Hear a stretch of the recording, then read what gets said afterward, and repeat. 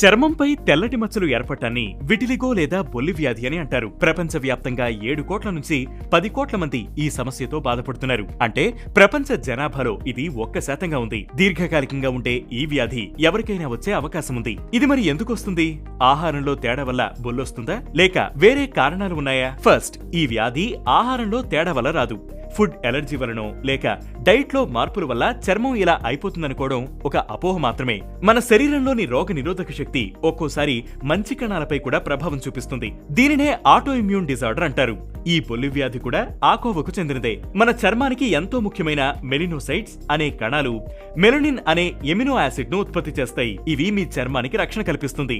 UV radiation ను observe చేసుకుని వాటిని వేడిగా మారుస్తాయి. ఇక ఇలాంటి మెలినోసైట్స్ పై పొరపాటుగా మన రోగ నిరోధక వ్యవస్థ దాడి చేసినప్పుడు మెలనిన్ ఉత్పత్తి తగ్గిపోతుంది. ఫలితంగా పలు ప్రాంతాల్లో బొల్లి మచ్చలు ఏర్పడతాయి.